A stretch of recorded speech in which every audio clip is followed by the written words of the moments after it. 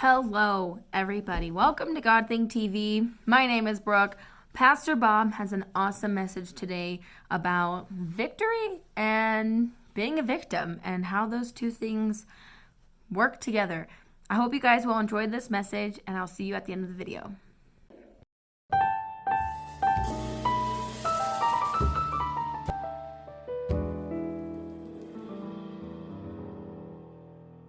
Hey there, God Thinkers.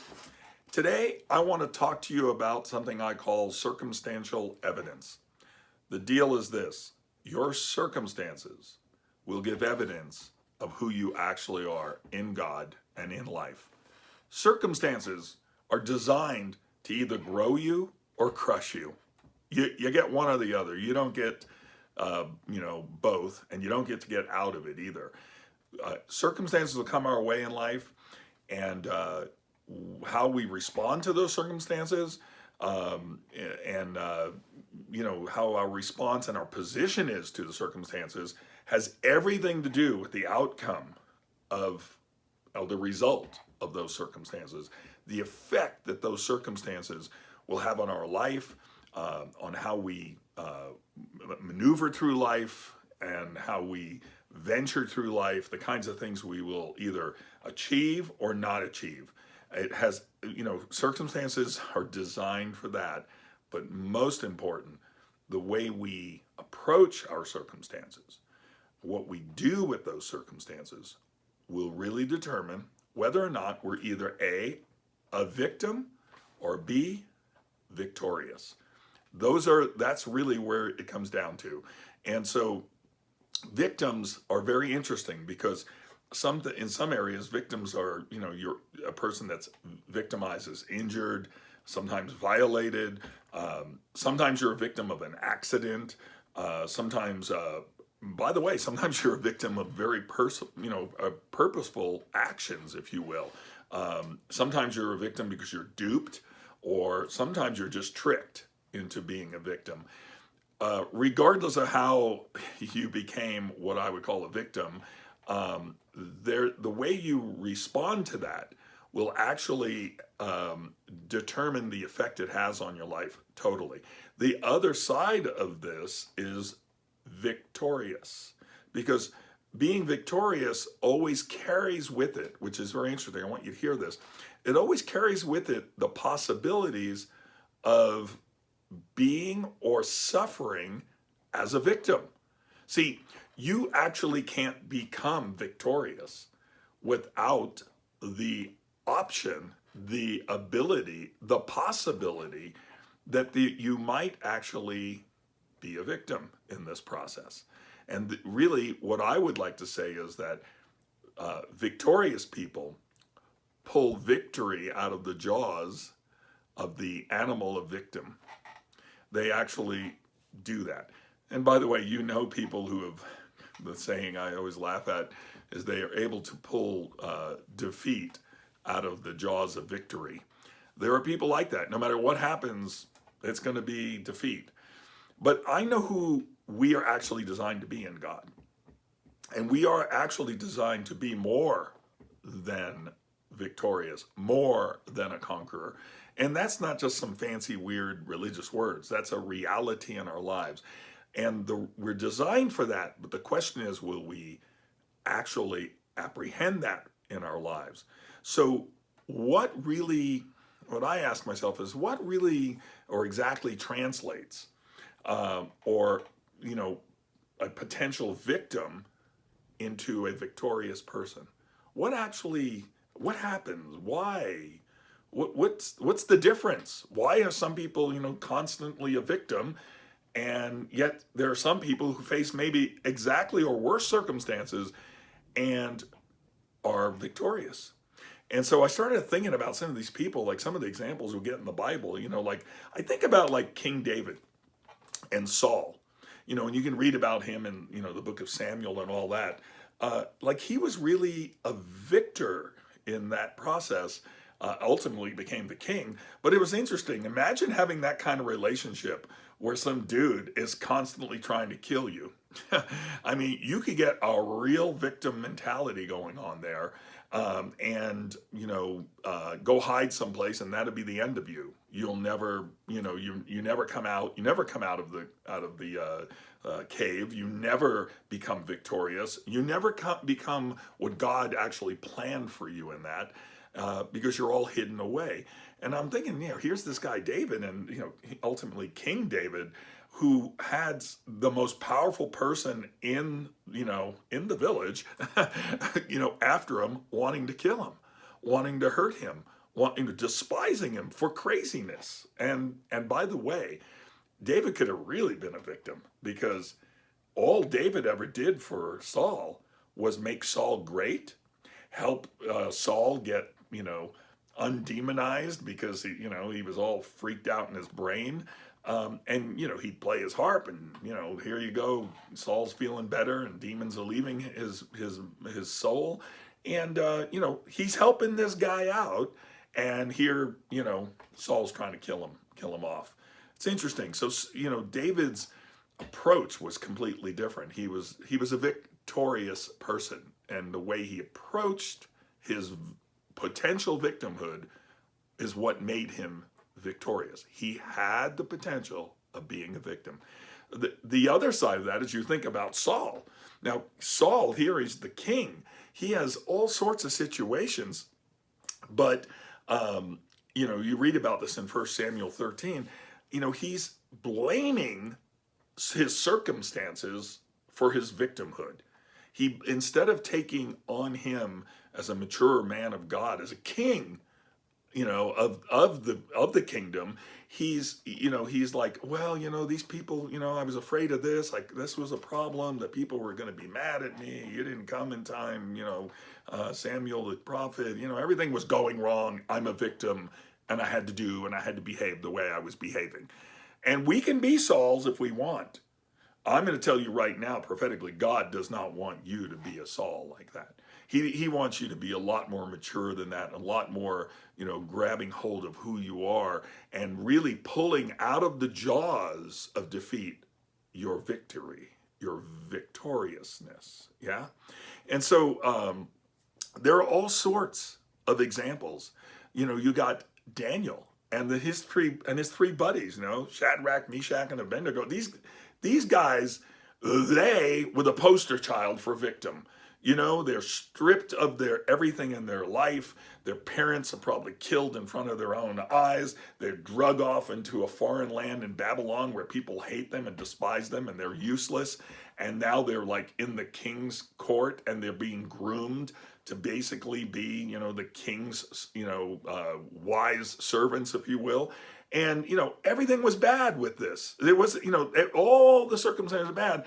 And yet they didn't let those circumstances dictate who they actually were. So when they were confronted with having to deal with, like, eating foods that they were not supposed to because they had made an allegiance to God in some areas, or drinking the wine that they weren't supposed to because they had made an allegiance to, in a covenant with God in those areas, and facing that or death, and not only death, but death of the guy who was supposed to be taking care of them, they stood their ground, and they're like, hey, let's test this out. Let's just try this out. And, I'm just, hearing from Holy Spirit right now. Some of us would do really good when faced with our circumstances to prove God and say, hey, God, I'm going to give you a little time here. Let's just test this out. Just like Daniel did, and his three friends. They said to the guy who was in charge of them, hey, let's try this out. Let us eat our food and some water for the next 10 days and see if we be, as good as the rest of the folks that are, eating the king's meat, the meat of this world, and drinking the king's wine, the wine of this world, and, really adjusting their life to this world system. And let's test it. Let's see if it works out. If it doesn't, we'll change things. Okay. And we, as men and women of God out there, we would be good if we would just prove God once in a while, rather than just go along with the program all the time and go, oh yeah, I guess that's a circumstance and I'm a victim and now I'm stuck. And I'll just have to go along because that's what the world's telling me to do.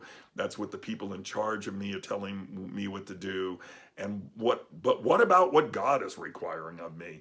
And why not prove God to see, If in this circumstance there's evidence of God's faithfulness, of his greatness, and his ability to keep me and keep my soul.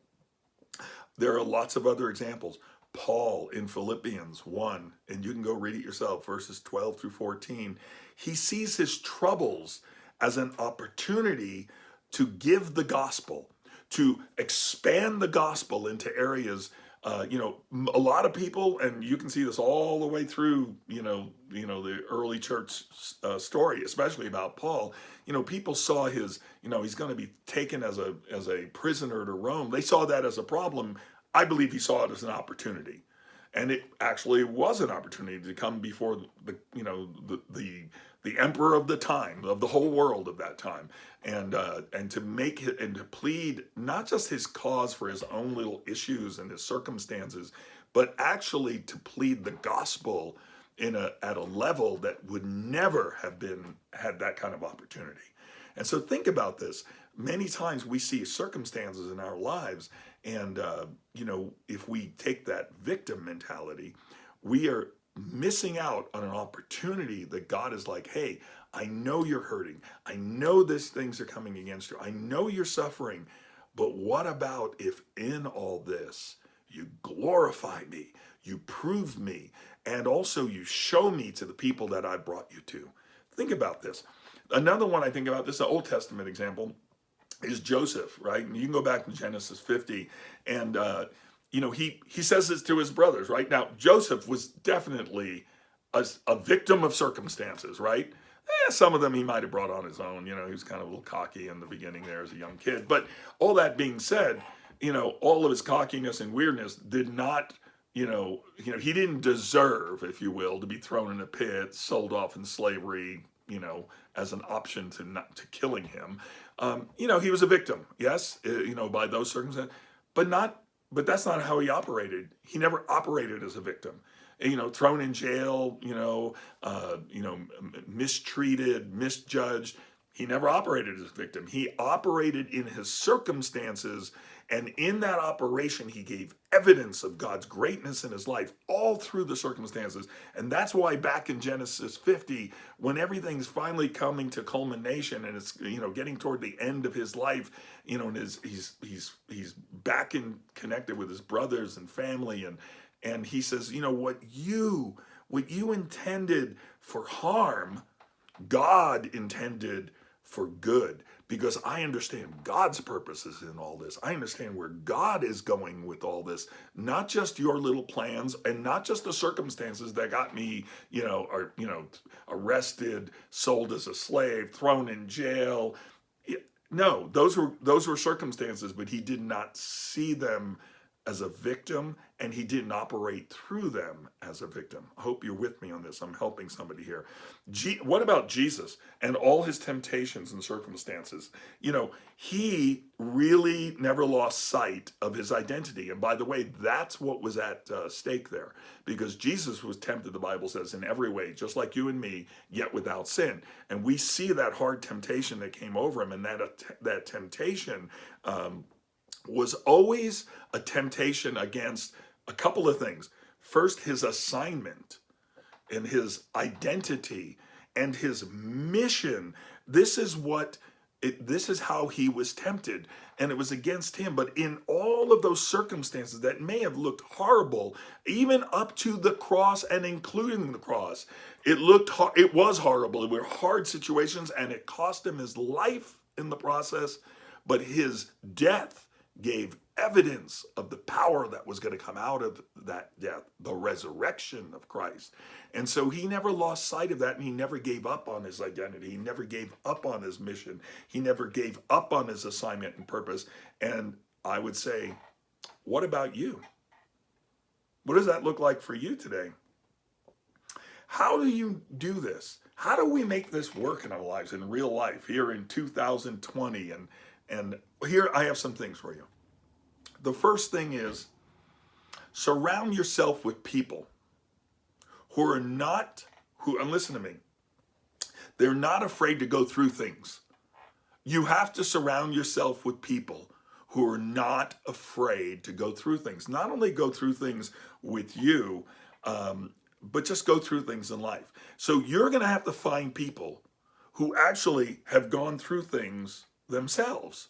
Like they, these, that's they're, the things that qualify them, if you will. I'm telling you, I'm giving you how-tos here. You must strategically identify and, come into contact with, come into relationship with people who will walk through circumstances with you, will not back off because they have gone through circumstances in their life and they did not back off. They kept pressing in and they refused the victim mentality and pressed in through some pain, through some, back and forth, but they pressed in through to victory. They became victorious. Always, and here's the thing, I'm giving you how-tos, always treat yourself maturely and not to give yourself a, how do I put it, a childish out. I'm helping you here. One of the reasons why people get, not that they're victimized, but become victims, they identify, they grab that identity and make it their own, is because they do not mature. And a childish out in this area means that it's not my fault, it's everybody else's fault, and I have no responsibility to pull out of the jaws of defeat some kind of victory in this. And that's who you are, because God's made you more than a conqueror. He's made you capable of this, but there's real life ways of doing this. Like I said, connect with people who have been through this. Don't take on an immature, childish attitude. Become a child of God that is a man or a woman of God. Take responsibility, listen to this, for the choices you made. And take responsibility for the circumstances and the consequences that come your way because of the choices you made. That is a big thing in life. Once you have matured into that realm, you change the way and who you are. And finally, and it's along this whole line of the few things I'm telling you how, I want you to hear this. Own your life and don't let it own you. That is a mature, responsible, I'm owning who I am. I'm not just a victim of everything that comes down the line to me in life. We all can go there. Everybody on the planet can go there. But when I own it, when I own my life, and I am purposed that way, and I'm not willing to let my life just push me around and circumstances push me around, then the circumstances in life will give evidence, crystal clear evidence of who you are in Christ. I believe in you. I know you can do that. And that's my message for you today. God bless you. So, what'd you think? I thought it was pretty powerful and definitely gave me some food for thought. Anyway, if you guys like this video, give it a thumbs up. Feel free to subscribe and comment, all that great stuff. We do have a prayer request form in the description box that you can click and send your prayer requests, and we will pray for you. Not just us, but we have a whole team of people. And also, I want to personally invite you to join us for church on Sunday at 10 a.m. online. You can find all the links at wordoflifeca.com. We stream on YouTube and we stream on Facebook at the same time. So whichever one is your fancy, maybe YouTube is your favorite because you are watching this on YouTube right now. But we would love to have you with us. It's a great time. We got worship, we got word, and we are just making the most out of this quarantine. So I hope you guys will join us. I'll see you guys next week.